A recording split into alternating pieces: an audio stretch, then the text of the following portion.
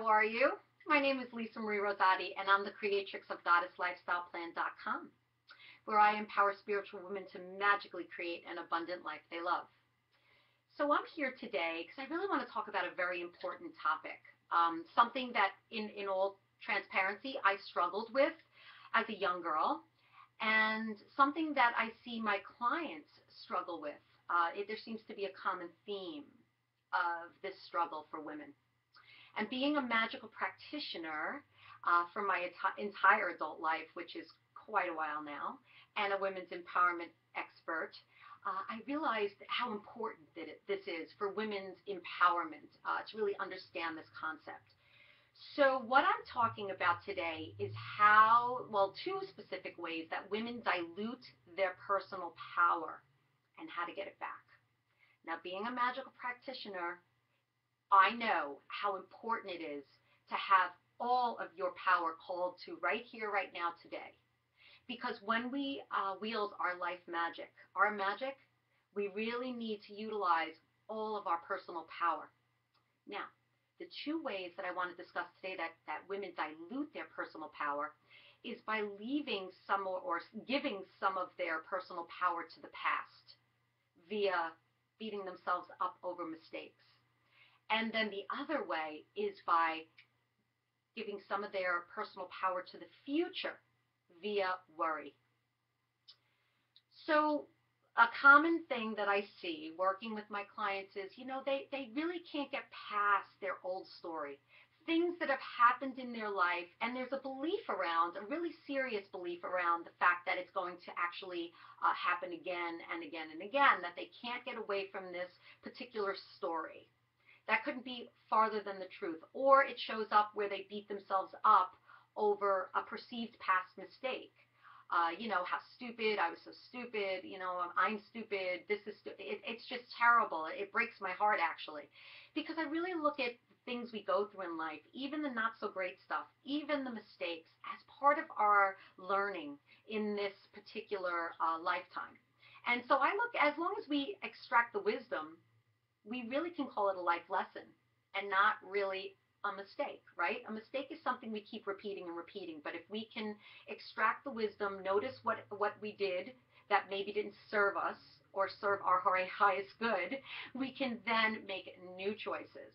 So like I said, basically what happens is that my women have one foot in the past and one foot in the future via worry. And what is left here in the present, the now, is really a very diluted version of themselves.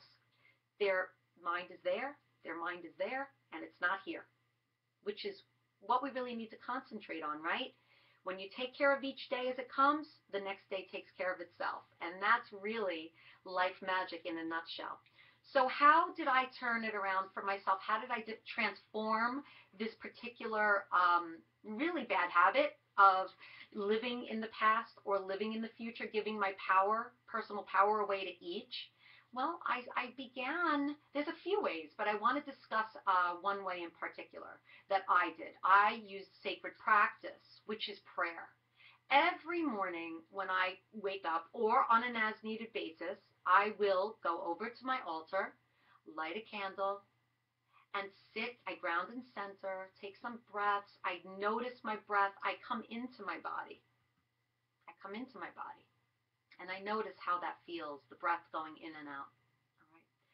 Then I have a very simple prayer, and it basically sounds like, show me. Please, please just show me. Guide my thoughts, guide my words, guide my actions to be the highest good for all involved. And I leave my worry, my doubts, my self-judgment, my self-loathing maybe sometimes, I leave it there on the altar just to be of service to the world. And that really makes me feel like I'm not alone, because the truth is that we are unconditionally loved, and we are unconditionally and completely supported in all that we do, divinely supported. And that means you too. So once you start creating this practice, this dialogue with your creator, you start to realize that there's something so much bigger than ourselves, and we can lay our worry there. All right. Another way that you can call back your personal power to the present is by meditating. Meditation is a wonderful way to become present.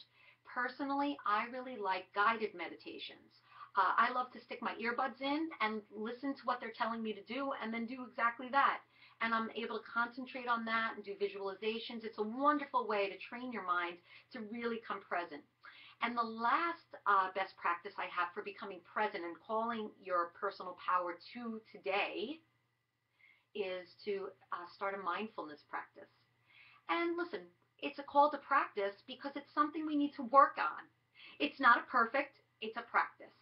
So definitely I find myself maybe worrying for a moment about something, but then I say, whoops, I notice it, and I pull myself right back into the present moment.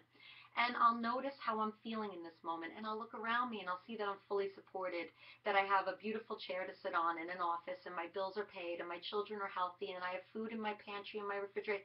I kind of bring myself to a very wonderful place of calm and knowing that everything is going to be okay, no matter what it may seem in that moment. So a mindfulness practice, you could start by just tasting your food. Start by just noticing uh, the, the scenery outside, taking a look at what's going on in nature, smelling a flower. These things bring us to the present moment, and in the present moment, everything is perfect and as it should be. Now, when you call back your personal power to today, to the present moment, you are literally in your full power. You will not believe how productive you will be. You will not believe how things are just going to in your life are just going to move, full steam ahead, and it's going to give you a lot of peace and ease and flow in your life. So I hope you enjoyed this video. Your assignment is to start a sacred practice, a meditation practice, or a mindfulness practice. And I would love to hear in the comments below how this has transformed your life and how it feels to be done with beating yourself up and done with worry.